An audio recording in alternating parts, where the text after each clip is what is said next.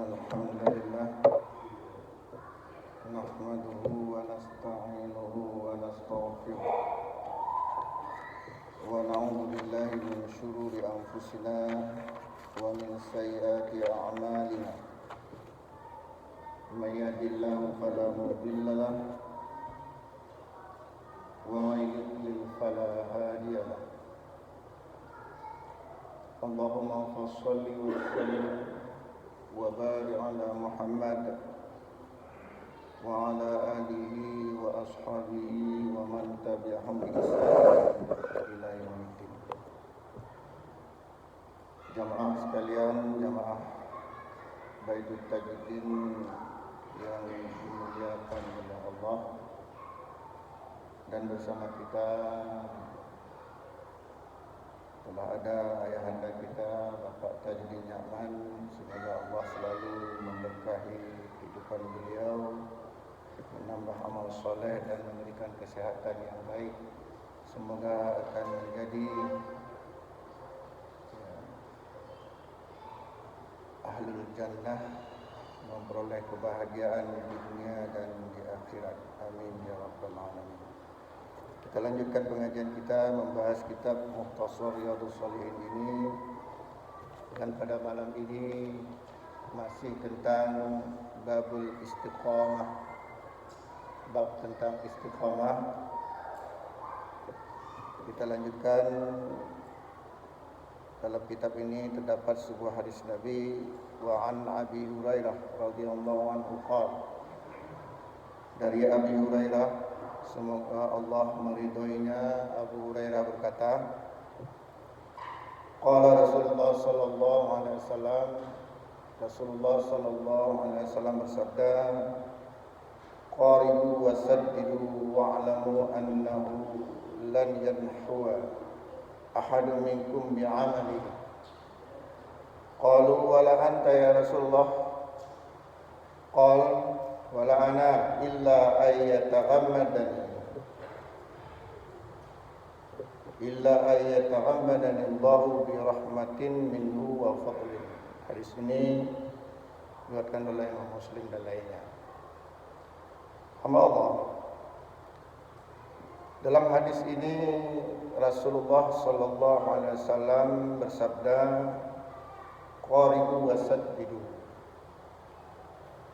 sederhanalah kalian, jangan berlebih-lebihan, ya. Muqarabah ini ada mengartikan ya di tengah-tengah, tidak hulu, tidak berlebih-lebihan, dan tidak asal-asalan, begitulah. Ya, sederhana. Wasaddidu, dan berjalanlah di jalan yang lurus, di rel atau istiqamah. Wa'lamu annahu la yanhuwa ahadu minkum bi'amalihi. Ketahuilah, kata Rasulullah, kalian tidak akan selamat hanya mengandalkan amal kalian. Kata Rasulullah, kalian tidak akan selamat kalau hanya mengandalkan amal kalian. Qalu, para sahabat bertanya, wala anta ya Rasulullah, apakah engkau juga ya Rasulullah? Ya. Maksudnya kita selamat, kita masuk hadis ini secara zahirnya kita masuk surga, menjadi ahlul jannah, itu bukan karena amal kita, gitulah kira-kira. Bukan karena amal kita. Maka para sahabat bertanya, wala anta ya Rasulullah, termasuk engkau ya Rasulullah? Qala wala ana, termasuk juga aku. Illa yataghammadani Allahu, ya, kecuali Allah memberikan karunia kepadaku bi rahmatin, dengan rahmatnya, minhu wa fadlin, dan karunianya. Ya. Dalam hadis ini ya terkandung makna bahwa Ya, kita bukan masuk surga karena amal kita, tapi kita masuk surga karena karunia dan rahmat Allah. Karena karunia dan rahmat Allah. Bagaimana sebenarnya masalah ini, ya? Kita masuk surga bukan karena rahmat Allah, bukan karena amal kita. Terus bagaimana dengan firman Allah? Ya, surat An-Nisa ayat 57. Ya nabinya. Walladzina amanu wa amilus solihati fasayudkhiluhum jannatin tajri min tahtihal anhar khalidina fiha abada. Ya. Artinya orang-orang yang beriman dan beramal saleh, mereka akan kami masukkan ke dalam surga, ke dalam jannah yang mengalir sungai-sungai di bawahnya dan mereka kekal di dalamnya. Ya, mereka kekal di dalamnya. Terus apakah kemudian dalam hadis ini para sahabat bertanya, apakah juga engkau bukan masuk surga karena amalmu ya Rasulullah? Nah, hadis inilah yang kemudian ya menjadi kontroversial ya, yang kemudian menjadi ribut ya, jadi seolah-olah Nabi ya masuk surga bukan dengan amalnya tapi dengan karunia dan rahmat Allah, hamba Allah. Sehingga ya Nabi pernah bersabda begini, ya, lan yudkhilu ahadan amaluhu al-jannata. Artinya seseorang masuk surga bukan karena amalnya. La yudkhilu ahadan amaluhu al-jannata. Kata Nabi, ya, la yudkhilu ahadan, tidak seorang pun masuk surga amaluhu al-jannata, masuk surga karena amalnya. Kemudian juga dalam hadis ini kalau para sahabat bertanya, wala anta ya Rasulullah, termasuk engkau ya Rasulullah? Fakal Nabi menjawab, la wala ana, juga termasuk aku. Illa ayyagataman la yaghamatan apa? Illa ayyata'ammaddanillahu ya bi fadlin wa rahmatin. Illa ayyata'ammaddanillahu ya bi fadlin wa rahmatin. Dalam hadis ini ya hampir sama dengan hadis yang terdapat dalam kitab Mukhtasar Riyadhus Shalihin ini, bahwa Nabi juga mengatakan bahwa kalian masuk surga bukan dengan amal kalian, tetapi masuk surga karena karunia dan rahmat Allah. Ya. Bagaimana persoalannya? Sehingga timbul dari pertanyaan di kalangan jamaah, apakah Nabi Muhammad dijamin masuk surga atau tidak? Ya. Nah, coba kita perhatikan hadis ini. Kata Nabi, hadis ini dari Anas bin Malik diriwayatkan oleh Imam Muslim. Kata Nabi, "Ati babal jannati yaumal qiyamah." Aku mendatangi pintu surga pada hari kiamat. Fa astaftihu, aku minta dibukakan pintu surga itu. Fa yaqulul khazin, kemudian malaikat penjaga pintu surga berkata, "Man anta, siapa engkau?" Fa aqulu, kemudian Nabi Muhammad mengatakan, Rasulullah mengatakan, aku menjawab, Muhammadun, aku Muhammad. Fayaqulu, kemudian malaikat penjaga pintu surga ini mengatakan, ya, bika ya'muruni la aftatihu li ahadin qablaka. Aku diperintahkan oleh Allah agar tidak membukakan pintu surga ini sebelum engkau masuk. Nah, dalam hadis ini apa yang kita pahami? Rasulullah dijamin masuk surga apa enggak? Jamin. Sudah Allah gambarkan jadi penghuni surga. Jadi jangan gara-gara hadis seperti ini ada ungkapan seolah-olah Nabi Muhammad tidak dijamin masuk surga. Yang heboh dulu kan gitu. Banyak hadis-hadis yang menjelaskan Rasulullah sudah di surga. Sudah di surga. Banyak hadis-hadis yang menceritakan tentang Rasulullah sudah berada di surga. Artinya itu sudah dijamin masuk surga.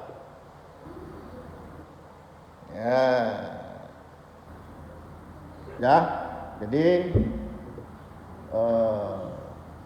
karena Nabi mengatakan la wala ana, aku juga ya masuk surga bukan karena amal, tapi karena karunia dan rahmat Allah. Sehingga ada terkesan seolah-olah tidak seorang pun ya masuk surga dengan amal kita, tetapi hanya semata-mata karunia Allah. Jadi hamba Allah perlu diketahui, hadis-hadis seperti ini itu para sebagian ulama mengatakan itu konteksnya tarbiyah. Rasulullah ingin menjelaskan bahwa begitulah amal kita itu harus benar-benar ya, amal kita itu harus benar-benar terukur ya. Harus benar-benar terkandung keikhlasan yang sungguh-sungguh sehingga sesuai dengan surat An-Nisa ayat 57 tadi. Coba kita lihat surat An-Nisa ayat 57 tadi. Walladzina amanu wa amilus solihati sayudkhiluhum jannatin tajri min tahtihal anhar khalidina fiha abada. Orang-orang yang beriman kemudian dia beramal saleh, maka akan aku masukkan mereka ke dalam surga yang mengalir sungai-sungai di dalamnya. Nah, kalau kita buka kita tafsir dijelaskan bahwa amalan itu akan membawa ke surga. Ya, amalan kita akan membawa kita ke surga jika amalan itu disertai dengan iman yang benar. Maka sebagian ulama mensyarahkan hadis ini mengatakan bahwa semata-mata amal tidak menjamin kita masuk surga. Karena amal itu kadang-kadang terselip ria di dalamnya. Terselip ria di dalamnya. Atau amal kita tidak sesuai dengan tuntunan Rasulullah. Sehingga ulama-ulama seperti ini, ulama-ulama ini mengatakan syarat diterimanya amal itu ada dua. Yang pertama apa? Ikhlas. Yang kedua mutaba'ah. Ikhlas, mutaba'ah. Dah, coba kita hubungkan hadis-hadis yang menjelaskan bahwasanya kita masuk surga bukan karena amal kita. Ya, karena di sini mengatakan kita masuk surga bukan dengan amal kita, tapi karena karunia dan rahmat Allah. Mari coba kita hubungkan dengan surat Al-Qari'ah. Ya, gimana bunyinya yang sudah sering kita sampaikan di sini, surah Al-Qari'ah. Faman saqulat mawazinuhu fahuwa fi 'ishatir radiyah.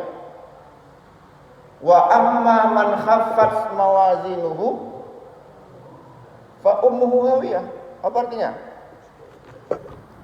Fa amma man saqulat mawazinuhu. Adapun orang yang timbangan pahala amalnya lebih berat, apa yang terjadi? Fahuwa fi 'ishatir radiyah. Dia akan memperoleh kehidupan yang bahagia. Sebaliknya, wa amma man khaffat mawazinuhu, adapun orang yang timbangan kebaikannya ringan, amal salehnya ringan, berarti lebih banyak keburukan, fa ummuhu hawiyah, maka dia akan dilemparkan ke neraka hawiyah. Faman saqulat mawazinuhu faulaika humul muflihun. Al-A'raf ayat 8. Wa man khaffat mawazinuhu faulaika alladziina khasiruna anfusahum. Ayat 9. Nah, kalau kita lihat kitab-kitab tafsir, apakah tafsir Ibnu Katsir, As-Sa'di dan lain-lainnya, maka ya penyebab orang masuk surga dalam ayat ini kenapa? Karena amalnya. Karena amalnya. Amalnya banyak, fahuwa fi 'aisyati radiyah. Amalnya sedikit, fa ummuhu hawiyah. Jelas ya? Kalau begitu bagaimana memahami, mengkompromi dua hal ini? Ya, begini cara mengkompromikannya. Tidak bertentangan. Jadi pada satu sisi kita masuk surga karena karunia dan rahmat Allah. Kemudian pada dalil-dalil lain kita masuk surga karena pahala, karena amal. Maka ya, cara mengkompromikannya bahwa untuk membuka rahmat dan karunia Allah itu butuh amal. Ya, paham ya? Tidak mungkin mendapat karunia, tidak mungkin mendapat apa tadi? Karunia dan rahmat Allah jika tidak ada amal. Jadi tidak akan ada karunia dan rahmat Allah jika kita tidak ada amal. Ya. Itu ya. Jadi ini syarah dari hadis ini bahwa tidak bertentangan. Dalam hadis ini dikatakan bahwasanya kata Nabi masuk surga karena bukan karena amal tapi karena rahmat dan karunia Allah. Tapi dalam hadis-hadis dan ayat-ayat lain justru masuk surga karena banyaknya amal. Maka ya para ulama mengkompromikan dua hal ini yang seolah-olah agak sedikit berbeda atau bertentangan. Maksudnya untuk mendapatkan rahmat dan karunia Allah itu harus beramal. Ya. Cukup jelas ya, nanti jika ada yang ingin bertanya atau mendiskusikan silakan. Ya.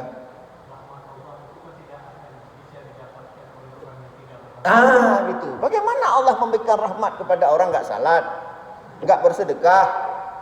Salat sedekah itu kan amal. Ya. Jadi enggak salah. Jadi jangan sampai kita menafsirkan lantas mengambil hadis-hadis lain menafsirkan seolah tidak seorang pun dijamin masuk surga, termasuk Nabi Muhammad. Enggak, banyak hadis-hadis yang menjelaskan Nabi sudah di surga kayak tadi. Hadis itu sahih. Ya, digambarkan ini namanya hadis-hadis gaib yang menjelaskan tentang kehidupan di jannah nanti dan harus kita imani karena hadis ini sahih. Di mana Nabi mendatangi pintu surga. Kemudian tadi apa?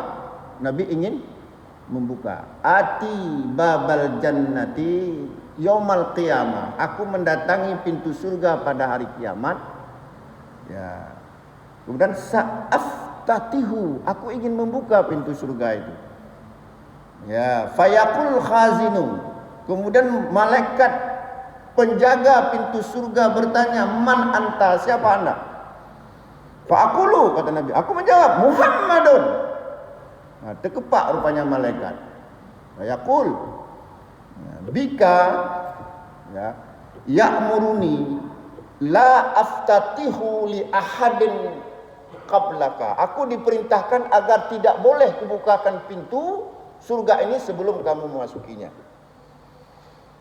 Itu hadis ini menjelaskan Nabi sudah di surga. Jadi jangan kita katakan Nabi enggak dijamin masuk surga. Siapa dulu yang bilang Nabi enggak dijamin itu? Quraisy Shihab ya. Quraisy Shihab ya. Nah, ini masa seorang profesor tidak bisa memahami hadis-hadis lain yang menjelaskan kebenarannya. Masalah hanya karena sepotong hadis beranggapan Nabi tidak dijamin masuk surga. Kan ada dulu heboh dulu. Quraisy Shihab bilang apa? Nabi tidak jamin. Hadisnya benar, cuma masalahnya jangan hanya hadis itu yang kita pahami. Tapi betapa banyak hadis-hadis yang menjelaskan Nabi sudah di di surga. Itu kan artinya sudah dijamin. Nah, kemudian saya akan jelaskan sedikit lagi masalah istiqamah. Karena malam ini terakhir nih, sudah selesai masalah istiqamah. Jadi dari beberapa hal yang sudah kita sampaikan dengan istiqamah. Salah satu hikmah istiqamah itu adalah menambah kekhusyukan di dalam salat. Kenapa? Kenapa istiqamah itu menambah kekhusyukan? Begini, misalnya ada amalan yang istimrar kita lakukan. Contohnya apa? Salat tahajud. Istimrar, terus menerus kita lakukan. Kan istiqamah namanya. Istiqamah itu apa? Selalu taat kepada Allah. Kita selalu salat tahajud. Daripada kita bandingkan dengan salat-salat lain yang hanya kita kerjakan sekali-sekali. Mana lebih nikmat? Karena kita sudah biasa salat tahajud. Enggak salat tahajud enggak enak badan. Benar? Sudah biasa puasa Senin Kamis. Enggak puasa? Enggak enak badan. Sudah biasa salat duha, enggak salat duha? Sudah biasa puasa apa tadi? Yaumul Bid. Saya enggak puasa tadi. Maaf juga diundang enggak pergi malu ya karena enggak puasa. Hari Jumat soalnya, hari raya. Saya mohon maaf juga kepada ayahanda ya. Saya malu datang tadi karena enggak puasa. Jadi kalau kita sudah biasa, itu nikmat. Nah, apa penyebab nikmat? Karena khusyuk. Kalau istilah salat khusyuk. Jadi istiqamah itu menambah kekhusyukan. Cuma saya ingin tanya kepada jamaah, apa yang maksud dengan khusyuk? Apa yang maksud dengan khusyuk?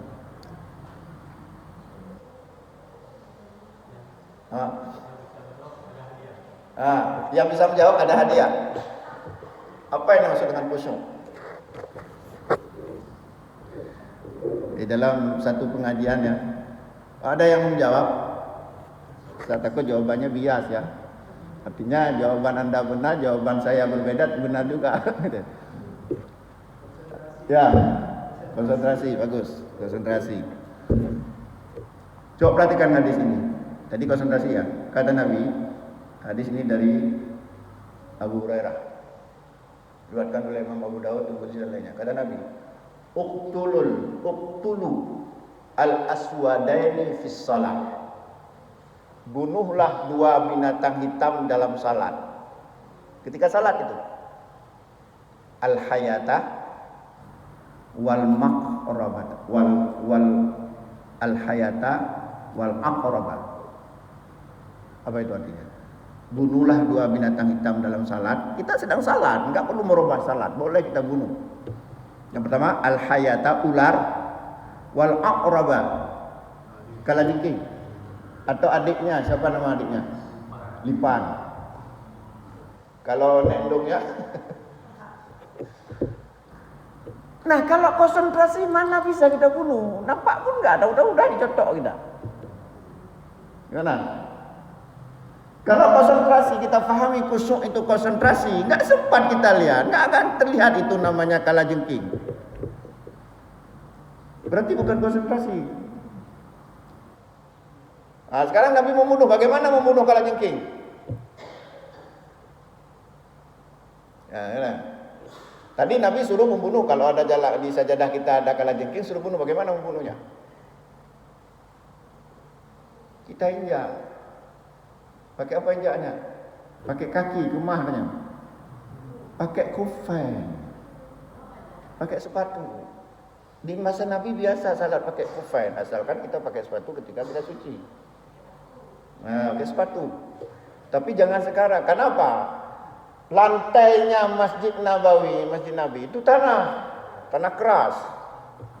Makanya kan dalam hadis dikatakan ja'a Arabiyun, datang seorang Arab Badui, fabala fi ta'ifil masjid. Dia sesak pipis, langsung dia pipis di sudut masjid. Kenapa? Karena dari tanah. Ya, jadi pakai kufain kita injak. Jangan pakai kaki ini, tewas kita, bukan tewas apa namanya, dipotok kita. Ya, bagaimana kalau sekali-sekali kita salat pakai sandal? Pasti heboh. Kita pakai sandal, kita pakai sepatu salat di masjid raya Baitur Rahman. Selesai sudah. Awak Wahabi yang macam-macam tahu Wahabi dibilang kita entah apa, kita juga enggak tahu apa Wahabi. Dah, itu tadi. Kemudian saya ambil contoh hadis yang kedua. Kata Nabi, hadis ini dari Abu Sa'id Al-Khudri, hadis diriwayatkan oleh Imam Bukhari, Muslim dan lainnya. Kata Nabi, "Idza shalla ahadukum ila syai'in yasturuhu minan nas." Jika kalian salat ya, menghadap ke sesuatu yang kamu ingin menutupinya dari manusia, yasturuhu, apa namanya? Sutra. Jika kamu salat menggunakan sutra, nah ini salat ya, lantas kita taruh sutra. Fa'arada ahadun ayajtaza. Kemudian ada seseorang yang tetap ingin lewat di depan sutra. Di apa? Di antara kita dengan sutra. Paham ya? Kata Nabi, "Idza shalla ahadukum ila syai'in yasturuhu minan nas." Jika salah seorang di kalian salat meletakkan sutra untuk manusia, fa'arada ahadun ayyajtaza baina yadayhi. Kemudian ada seseorang yang memaksa lewat di depan kita, antara kita dengan sutra. Apa kata Nabi? Nabi suruh apa? Falyadfa'hu, tolaklah dia. Suruh tolak. Kalau konsentrasi tadi mana sempat kita tolak? Tahu pun enggak kita ada orang lewat enggak? Fa'in apa? Jika dia tetap membandel, falyuqatilhu, tumbuklah dia. Dan kita masih dalam keadaan salat, enggak membatalkan salat. Nah, kapan kita konsentrasi kalau gitu? Kalau begitu bukan konsentrasi, makna khusyuk. Terus apa? Ada. Untuk memberi gambaran saya sebutkan satu hadis tentang syaitan lari terkentut-kentut. Ya, kan artinya. Ya. Dari Abu Hurairah. Hadis ini sahih riwayat oleh Bukhari, Muslim lainnya juga. Kata Abu Hurairah, qala Rasulullah sallallahu alaihi wasallam, Rasulullah sallallahu alaihi wasallam bersabda, "Idza nudiya bis salati," ketika dipanggil untuk salat. Berarti apa? Anida di sini azan. Ketika dikumandangkan azan untuk salat, fa idza nudiya bis salati, apabila dipanggil untuk salat, ya, adbara syaitan, maka syaitan lari, terbirit-birit, lahu duratun, sehingga terkentut-kentut. Ya. Syaitan lari hingga terkentut-kentut. Hatta la yasma'a at-ta'dina, hingga tidak terdengar lagi suara azan. Fa idza qudiya an-nida'u aqbala, ketika telah selesai azan, syaitan balik lagi. Fa idza qudiya an-nida'u aqbala, ketika selesai azan syaitan balik lagi. Hatta suwiba lis-salati, hingga dikumandangkan iqamah, adbara, syaitan itu lari lagi dia. Ya. Hatta qudiya at-taswid aqbala, hingga setelah selesai iqamah datang lagi. Hatta yahtira, ya, bainal mar'i wa nafsihi, hingga syaitan itu yang telah datang telah selesai iqamah itu datang melintas antara diri seseorang dengan hatinya. Fayaqul, kemudian syaitan membisikkan di dalam orang yang sedang salat itu. Fayaqul, uzkur kada, ingatlah itu, ingatlah ini. Makanya kadang-kadang orang ya sedang salat baru teringat. Kalau ibu-ibu teringat, udah teringat di mana taruh uang suami ya misalnya. Ya. Di mana udah teringat di mana kunci. Ya, saya bercanda aja. Yakub uskur kada. Ya, jadi setan membisikkan melintas dalam hati kita, ya, untuk mengingat ini, mengingat itu. Hatta yadillah rajul ma yadrikam salah, sehingga seseorang laki-laki, seseorang tidak tahu lagi sudah berapa rakaat dia salat. Dah, pertanyaan, orang seperti ini khusyuk enggak salatnya? Nah, kalau begitu makna khusyuk apa? Menurut hadis ini.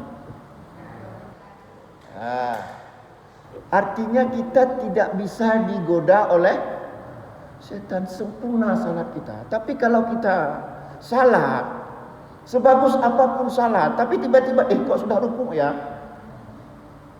Kita salat kok sudah 1 rakaat ya? Pikiran kita melayang dah kemana-mana.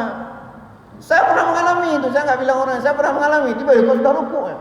Padahal saya baca Al-Fatihah, saya baca, tapi nggak terasa kita baca. Itu berarti kita nggak khusyuk. Pernah mengalami nggak? Saya pernah, saya akui saya pernah.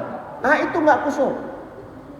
Berarti ya, seseorang salatnya nggak khusyuk, dia nggak sadar dia sedang salat, kurang sadar, ya, kurang sempurna. Apalagi kaifiatnya kurang benar, bahkan tidak tahu berapa sudah rakaat. Tiba-tiba udah salah. Ini berarti itu dikatakan tidak khusyuk. Nah, orang yang istiqamah dalam salatnya, dalam ibadahnya, biasanya itu lebih terjaga dari ya musibah seperti ini. Ya, itu dia. Ya, kalau itu apa itu khusyuk? Makanya para ulama mengatakan ya, untuk mendapatkan khusyuk ini kita istiqomah kok udah lari ke khusyuk pula ini. Ya, tadi berhubungan ya, bahwasanya tadi apa? Nah, untuk mencapai kekhusyukan diantaranya kita istiqomah. Istiqomah itu apa? Kita istimrah, selalu saja mengerjakan, walaupun amalannya nggak banyak.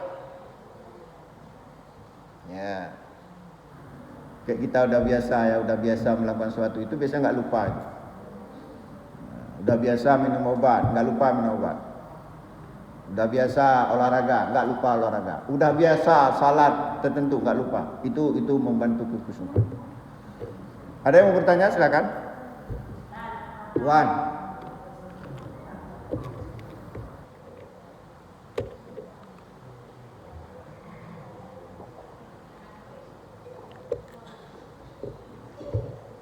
Silakan, Bu.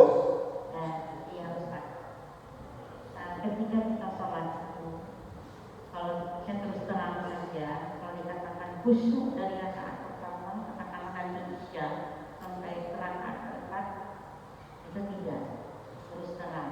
Jadi bagi yang lain saya nggak tahu.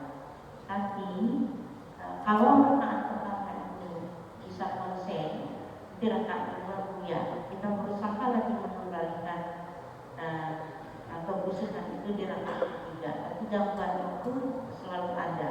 Bagaimana salat kita seperti ini, Ustaz? Iya. Begini, para ulama mengatakan bahwa ketika kita salat tidak khusyuk itu tidak membatalkan salat kita. Salat kita sah. Asalkan ya rukun-rukun salat pokoknya kita sempurna, cuma nggak sadar aja. Baca Al-Fatihah nggak sadar. Kita baca tapi nggak sadar. Apa istilahnya ya? Itu salat kita sah. Cuman kualitasnya berkurang, otomatis pahalanya juga berkurang.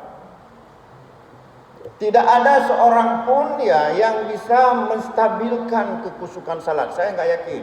Karena khusyuk itu hampir sama dengan kondisinya dengan iman. Bisa bertambah, bisa berkurang.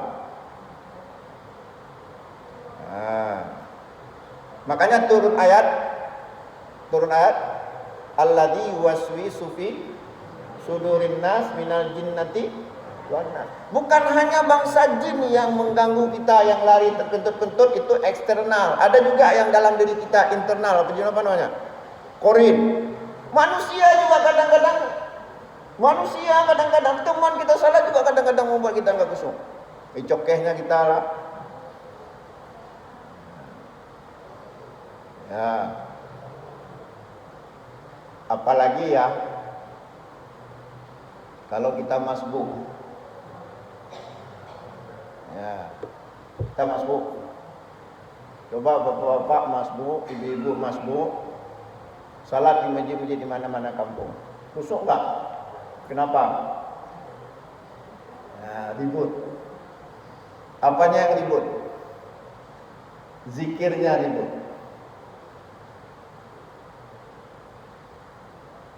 Itu bagaimana itu? Ya. Nah, makanya ya para ulama mengatakan untuk menumbuhkan kekhusyukan, yang pertama, ini kadang-kadang kita bahas, yang pertama, sempurnakan wudhu dulu. Sempurnakanlah wudhu. Yang kedua, pahami makna arti dari bacaan salat. Itu membantu kekhusyukan, yakinlah.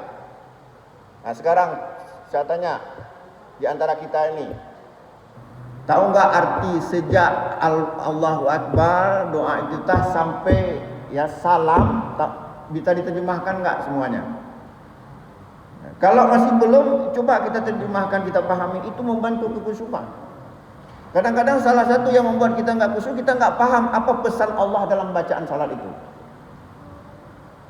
Coba terjemahkan. Ya, subhana rabbiyal a'la, apa artinya? Kalau itu mungkin tahu kita. Tapi ada apalagi bacaan-bacaan. Makanya kenapa Nabi mengatakan faqra ma tayassara ma'aka minal Qur'an. Faqra ma tayassara ma'aka minal Qur'an. Bacalah apa yang mudah bagi kamu Al-Qur'an. Kenapa? Supaya makmum itu paham yang kita baca, menambah kekhusyukan makmum.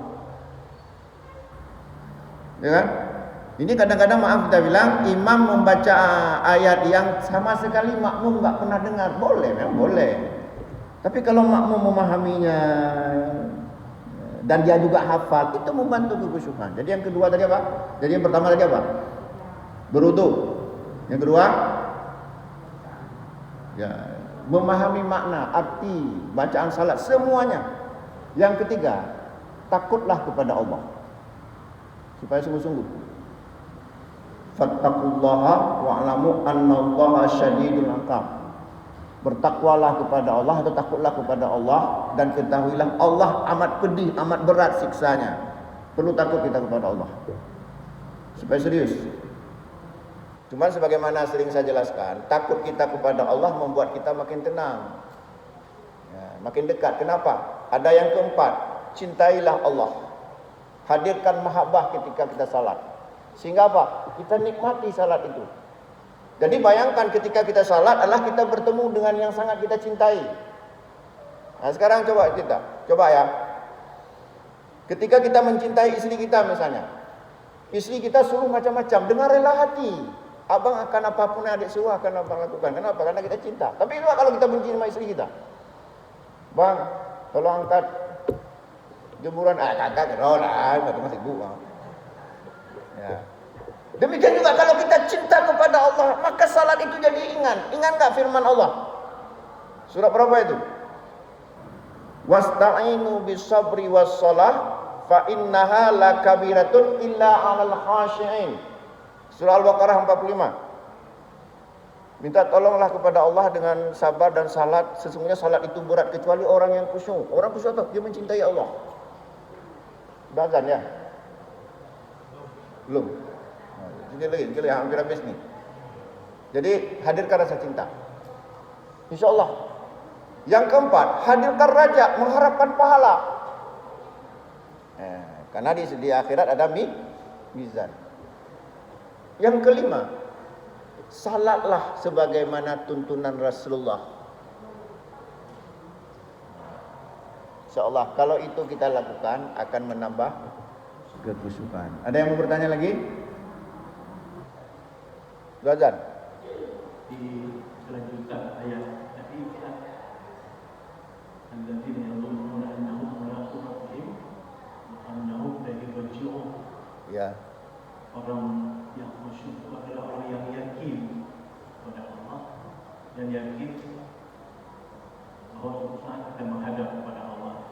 Ya, itu namanya tafsir ayat dengan ayat ya.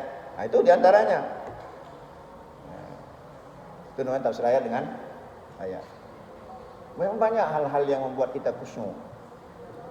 Ya, karena sudah azan, mudah-mudahan ada manfaatnya. Ini bab tentang masalah babul istiqamah sudah selesai. Insyaallah pada pertemuan yang akan datang kita lanjutkan pada bab berikutnya. Aqulu biqouli hadza fastaghfiru innahu ghafurur rahim. Wassalamualaikum warahmatullahi wabarakatuh.